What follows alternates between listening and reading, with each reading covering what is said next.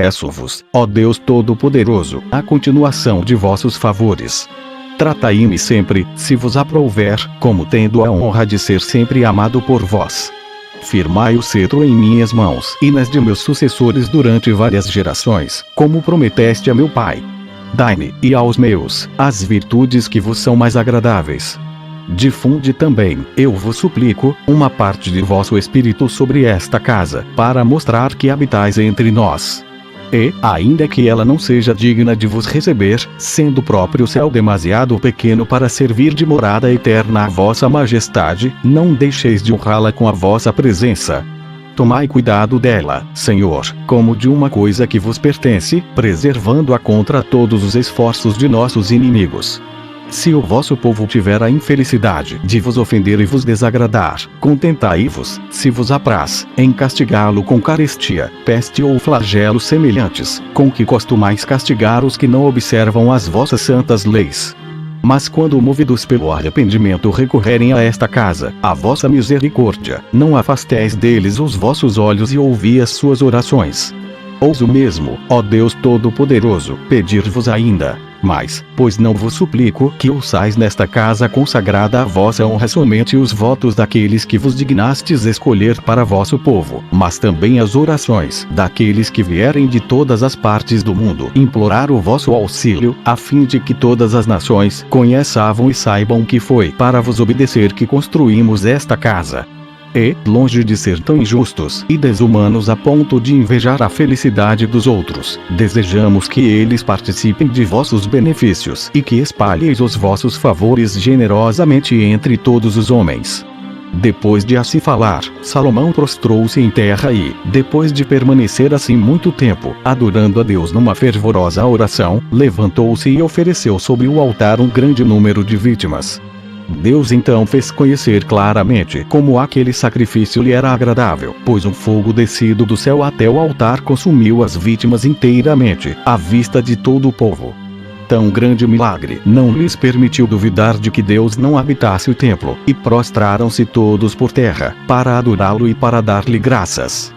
Salomão continuou a entoar cada vez mais os seus louvores e, para levar o povo a fazer a mesma coisa e a rogar a Deus com mais ardor ainda, disse-lhes que, depois de sinais tão manifestos da extrema bondade de Deus para com eles, podiam pedir a ele com insistência que lhes fosse sempre favorável, que os preservasse de todo pecado e que os fizesse viver na piedade e na justiça, segundo os mandamentos dados por meio de Moisés, cuja observância podia torná-los os mais felizes dos homens. Por fim, exortou-os a considerar que o único meio de conservar os bens que desfrutavam ou de conseguir outros maiores era servir a Deus com inteira pureza de coração e não pensar haver mais honra em adquirir aquilo que não se tem que em conservar o que se possui. Esse bem-aventurado príncipe ofereceu a Deus em sacrifício, naquele mesmo dia, tanto por ele quanto por todo o povo, 12.000 novilhos e 120.000 cordeiros. Essas vítimas foram as primeiras cujo sangue se derramou no templo. Ofereceu em seguida um banquete a todo o povo, tanto aos homens quanto às mulheres, com a carne dos muitos animais imolados, e celebrou diante do templo, durante 14 dias, a festa dos tabernáculos, com banquetes públicos e magnificência real. Após terminar tudo e depois de ter feito o que podia para demonstrar o seu zelo e a sua devoção para com Deus, Salomão deu ordem para regressarem às suas casas. O povo não se cansava de elogiá-lo pela bondade com que o governava, nem de louvar a sua sabedoria, que lhe permitira empreender e realizar aquelas grandes obras. Rogaram a Deus que o fizesse reinar por muitos anos, e partiram cantando hinos a ele, tão satisfeitos e alegres que chegaram às suas casas sem perceberem a extensão da estrada que haviam percorrido. 330. 1 Reis 9. Depois que a arca foi colocada no templo e após todos haverem admirado a majestade e a beleza do edifício e tantas vítimas serem imoladas a Deus e tantos dias serem passados em festas e banquetes de regozijo público, quando cada um já havia regressado à sua casa, Deus, em sonhos, deu a conhecer a Salomão que ouvira a sua oração e conservaria o templo, não deixando de honrá-lo com a sua presença enquanto ele e o povo observassem os seus mandamentos. Quanto ao que se referia a ele em particular, cumulá-lo-ia de tanta felicidade que nenhum outro que não fosse da sua descendência e da tribo de Judá reinaria em Israel, contanto que ele se regulasse sempre pelas instruções recebidas de seu pai. Se delas se esquecesse, porém, a ponto de renunciar à piedade, e por uma mudança criminosa prestasse culto sacrílego aos falsos deuses das outras nações, ele o exterminaria completamente, com toda a sua posteridade.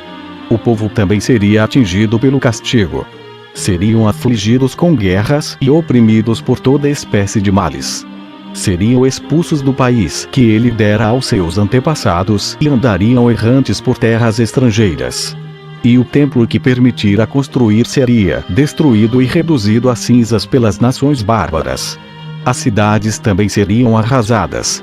Enfim, eles cairiam em tal extremo de males que a notícia, espalhada por toda parte, pareceria incrível, e dir-se-ia com espanto: como é possível esses israelitas, que Deus havia elevado ao cúmulo da felicidade e da glória, serem agora odiados e abandonados por ele? E a isso as tristes relíquias desse povo infeliz responderiam: foram os nossos pecados e a violação das leis outorgadas por Deus a nossos antepassados que nos precipitaram neste abismo de misérias. As Escrituras narram desse modo que Deus manifestou em sonho a Salomão. 331. 1 Reis 7. O poderoso rei empregou, como dissemos, 7 anos para construir o templo. Mas levou 13 anos para edificar o palácio real, porque não iniciou essa obra com o mesmo ardor, embora fosse tão majestosa que ele teve necessidade do auxílio de Deus para terminá-la em tão pouco tempo. Por mais admirável que fosse, no entanto, não se comparava à maravilha do templo, porque o material não foi preparado com tanto cuidado. Era somente a residência do rei, e não a de Deus. A magnificência desse soberano palácio, porém, demonstrava em que mãos Deus colocara o cetro. Julgo oportuno, para a satisfação dos leitores, fazer aqui a sua descrição. O palácio era sustentado por várias colunas e era tão espaçoso quanto magnífico, porque Salomão quisera capaz de conter a grande multidão que lá se reuniria para a solução de problemas. Tinha 100 côvados de comprimento, 50 de largura e 30 de altura. 16 grandes colunas quadradas, de estilo coríntio, o sustentavam, e portas muito bem trabalhadas contribuíam tanto para sua beleza quanto para sua segurança. Um grande pavilhão de 30 côvados quadrados, sustentado também por fortes colunas e colocado em frente do templo, elevava-se no meio desse soberbo edifício.